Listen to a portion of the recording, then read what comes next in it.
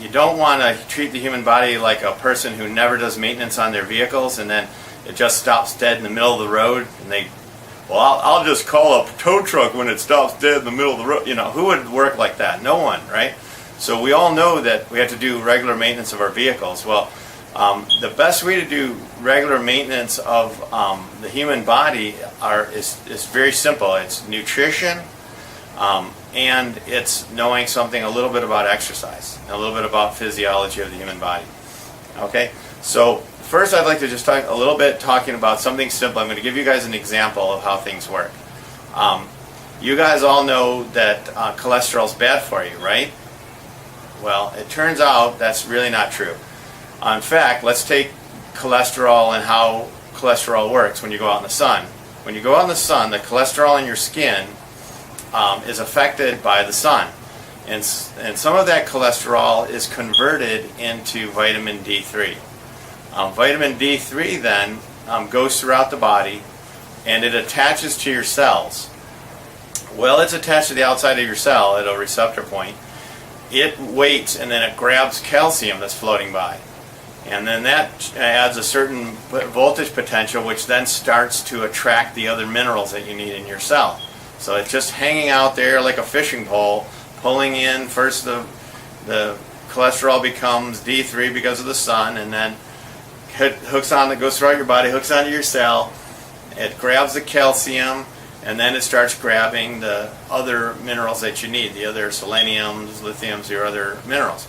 Now, when it reaches a certain voltage, then it pulls all of that into the cell. All right? So cholesterol is obviously important just to get your D3 production correct and get in your body. So if you feel you have too much cholesterol, just go run around in the sun for an hour and your cholesterol is going to be fine. Okay? Second thing, how our hormones, estrogen, progesterone, and testosterone are all cholesterols. The material that holds the inner and outer layer of our cells together, cholesterol is a kind of glue, an organic glue. Well, that's cholesterol. So 60% roughly of our cell wall material is all cholesterol. So I could keep going on with cholesterols. Cholesterols are all throughout your body. One of the reasons that people who are put on statins or high blood pressure medication, they start having forgetting things. They can't remember their kids' names, where they parked the car, where they put the keys, did they lock the house, was it unlocked, did I leave my book, did I take my book? They start kind of losing this. Well, these are one of the factors, one of the side effects of a cholesterol deficiency. It has been proven now that eggs, especially the yolk of eggs, is essential for the human body. Now, eggs used to be a lot better, and if you can buy locally raised eggs, that's much better than store-bought eggs, okay?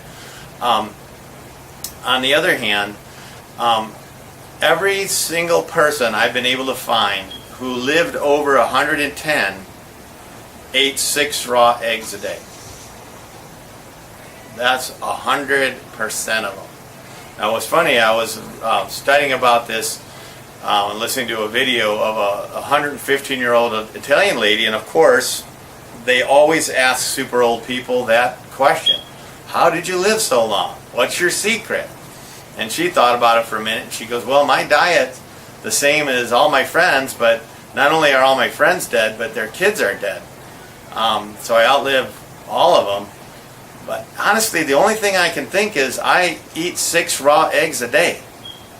And so you can imagine the photographer probably almost fell behind the camera listening to this 115-year-old lady who eats 6 raw eggs a day.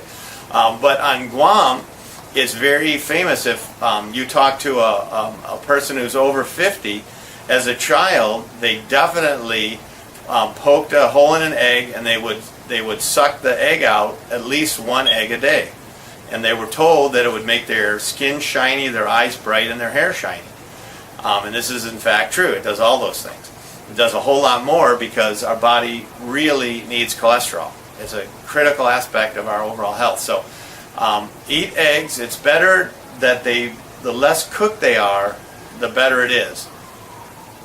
If you're healthy, if you've got some kind of medical condition, well, then you better cook them more. But salmonella, could be an effect. But for the normal person who's healthy, who's fully mineralized, they have nothing to worry about from salmonella. The worst thing they're going to get is maybe a little diarrhea, but the point of it is the benefits far outweigh any potential risk. Now, that said, I recommend eating local eggs. All right? Okay, so that takes care of salt, eggs, the big ones. Now, some bad things that we're doing that we should stop doing, which is cooking with vegetable oils. Human beings were never intended to eat vegetable oil. It's a modern contrivance after the World War II. I can guarantee you, if I had gone to my grandmother's, she was a Ukrainian, Polish, German, if I had gone into her kitchen with some Crisco, she would have pulled out that meat cleaver and chased me out of there.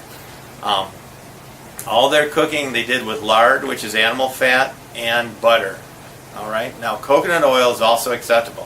What you don't want is any kind of hydrogenated oil. Olive oil, which is a favorite for everyone, is very dangerous because it breaks down at low heat.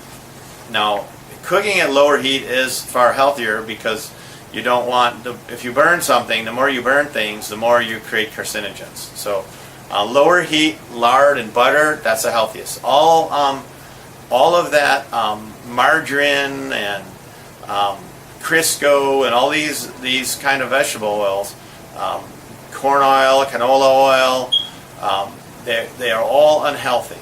Now, what they do a number of things to the body, but the principal one is when they're heated, they turn into trans fats, which makes your veins thicken. Okay, they also work towards creating high blood pressure, and so that's another factor to keep in mind.